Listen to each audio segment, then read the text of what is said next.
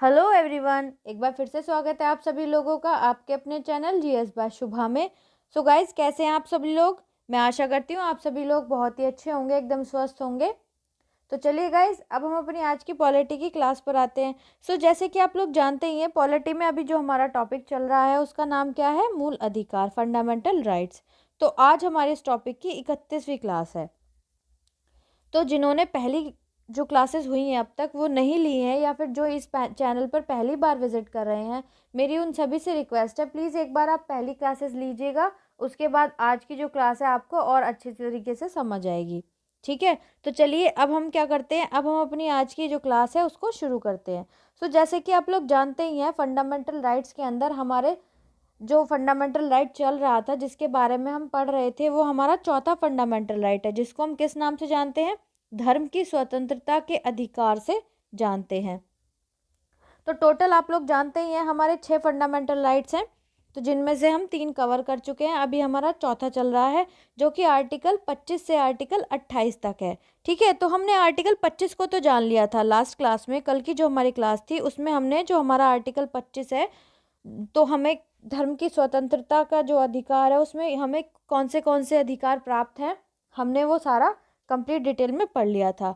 तो आज जो हम पढ़ने वाले हैं, आज हम पढ़ेंगे आर्टिकल 26 के बारे में, कि जो आर्टिकल 26 है धर्म से रिलेटेड, वो सभी व्यक्तियों को क्या क्या स्वतंत्रताएं देता है, या किन किन बातों के बारे में उसके अंदर बताया गया है, वो सब हम आज की क्लास में पढ़ने वाले हैं। ठीक है गाइज, तो चलिए, तो ये तो हमारी लास्ट क्लास में हो गया था। आज हम पढ़ेंगे किसके बारे में, आज हम पढ़ेंगे आर्टिकल 26 के बारे में। तो आर्टिकल 26 में क्या बताया गया है, आर्टिकल 26 में कहा गया है कि धार्मिक कार्यों के प्रबंधन की स्वतंत्रता, मतलब जो धार्मिक कार्य होते हैं वो उनको किस किस प्रकार से कोई भी व्यक्ति कर सकता है, और उसके प्रबंधन में किसी भी व्यक्ति को क्या क्या स्वतंत्रताएं हैं, तो ये हमको कौन सा आर्टिकल बताता है, आर्टिकल 26 बताता है हमें इसके बारे में। ठीक है, तो चलिए अब हम इसमें पढ़ते हैं, इसमें जानते हैं। तो इसमें कहा गया है, अनुच्छेद 26 के अनुसार प्रत्येक धार्मिक संप्रदाय या उसके किसी अनुभाग को निम्नलिखित अधिकार प्राप्त होंगे। तो आर्टिकल 26 कहता है, या हम कह सकते हैं कि आर्टिकल 26 के अनुसार प्रत्येक धार्मिक संप्रदाय, मतलब जो भी जितने भी भारत के अंदर धार्मिक संप्रदाय हैं, या फिर उसके किसी अनुभाग को, यदि उसका कोई भी अनुभाग है तो उसको निम्नलिखित अधिकार प्राप्त होंगे। तो क्या क्या अधिकार प्राप्त होंगे वो अब हम पढ़ेंगे। तो सबसे पहला अधिकार क्या आता है, सबसे पहला अधिकार आता है धार्मिक एवं मूर्त प्रयोजनों के लिए संस्थाओं की स्थापना और पोषण का अधिकार।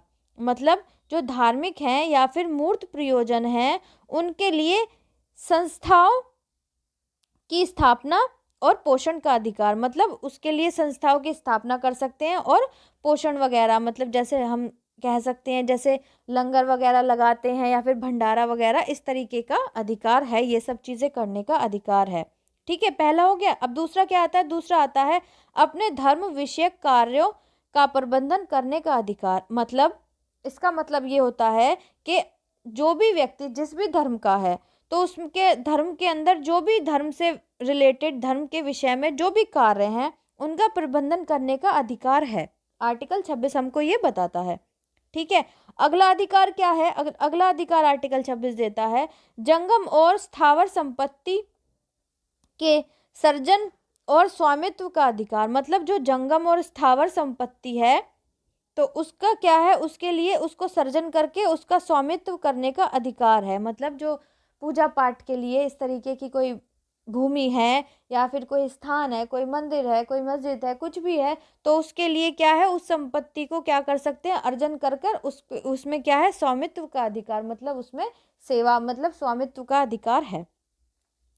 अगला क्या बताता है आर्टिकल 26, ऐसी संपत्ति का विधि के अनुसार प्रशासन करने का अधिकार। मतलब जो संपत्ति है, जो जंगम और स्थावर संपत्ति है, विधि के अनुसार प्रशासन करने का अधिकार है।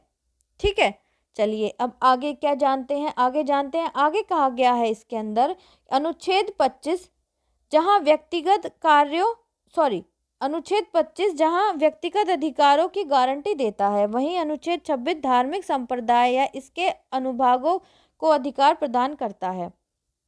जो हमने लास्ट क्लास में पढ़ा था कि जो हमारा आर्टिकल 25 है, जो अनुच्छेद 25 है, वो क्या व्यक्तिगत अधिकारों की गारंटी देता है, धर्म से रिलेटेड जो व्यक्तिगत अधिकार हैं उनकी गारंटी जहां आर्टिकल 25 देता है, वहीं जो आर्टिकल 26 है जो धार्मिक संप्रदाय हैं या फिर इनके अनुभाग हैं को अधिकार प्रदान करता है।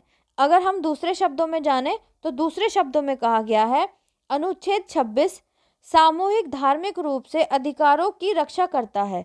मतलब जो हमारा अनुच्छेद 26 है, आर्टिकल 26 है, वो क्या करता है, जो सामूहिक धार्मिक रूप से जो अधिकार होते हैं, मतलब समूह में जो अधिकार हैं उनकी रक्षा करता है।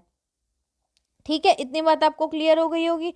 आगे इसमें क्या कहा गया है, आगे बताया गया है कि अनुच्छेद 25 के तहत अनुच्छेद 26 भी सार्वजनिक स्वास्थ्य, नैतिकता एवं स्वास्थ्य संबंधी अधिकार देता है, लेकिन मूल अधिकारों से संबंधित अन्य प्रावधानों में नहीं। ठीक है, आई कुछ बात समझ में? कहने का मतलब है कि जो अनुच्छेद 25 है उसकी तरह ही अनुच्छेद 26 जो है वो भी क्या है, सार्वजनिक व्यवस्था, जो सार्वजनिक व्यवस्था है या फिर जो नैतिकता है या फिर जो स्वास्थ्य संबंधी जितने भी जो भी अधिकार हैं, लेकिन मूल अधिकारों से संबंधित जो अन्य प्रावधानों में नहीं है, तो उसका अधिकार देता है, लेकिन जो मूल अधिकारों से संबंधित अन्य जो प्रावधान है उनके लिए नहीं है। ठीक है, आई होप इतनी बात आपको क्लियर हो गई होगी। नेक्स्ट है इसके अंदर, नेक्स्ट इसमें कहा गया है कि उच्चतम न्यायालय ने व्यवस्था दी है कि धार्मिक संप्रदायों को 3 शर्तें पूरी करनी चाहिए। अब जो हमारा सुप्रीम कोर्ट है, जो हमारा उच्चतम न्यायालय है, वो क्या कहता है, उसने क्या व्यवस्था दी है, वो ये कहता है हमारा सुप्रीम कोर्ट के जो धार्मिक संप्रदाय हैं उनको 3 शर्तों को पूरा करना चाहिए। किन किन 3 शर्तों को पूरा करना चाहिए? तो पहली शर्त यह है कि यह व्यक्तियों का समूह होना चाहिए, कि क्या होना चाहिए, कि व्यक्तियों का समूह होना चाहिए जिनका विश्वास तंत्र उनके अनुसार उनकी आत्मिक तुष्टि के लिए अनुकूल हो। क्या हो, जो जिनका विश्वास है, जिनका विश्वास तंत्र उनके अनुसार उनकी जो आत्मिक पुष्टि है उसके लिए अनुकूल हो। पहली बात ये होगी। दूसरी बात क्या है, इनका एक सामान्य संगठन होना चाहिए। इनका क्या होना चाहिए, एक सामान्य संगठन होना चाहिए।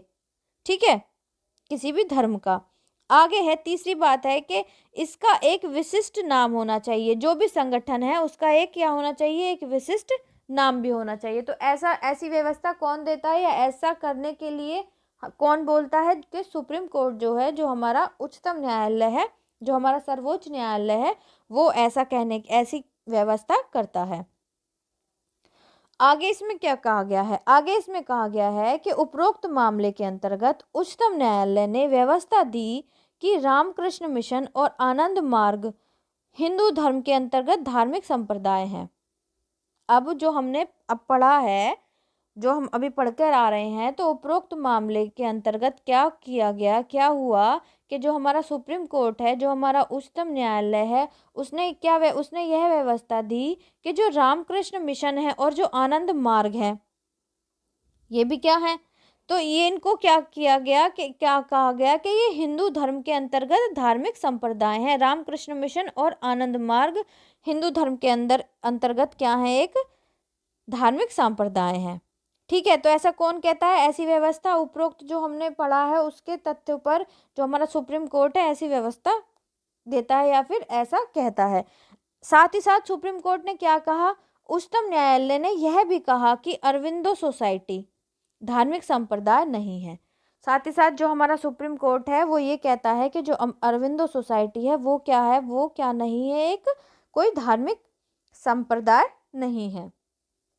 ठीक है, तो गाइज ये था हमारा आर्टिकल 26 जो हमें धर्म के कार्यों के लिए प्रबंधन की स्वतंत्रता देता है। आई होप ये आपको बहुत अच्छे से समझ आ गया होगा।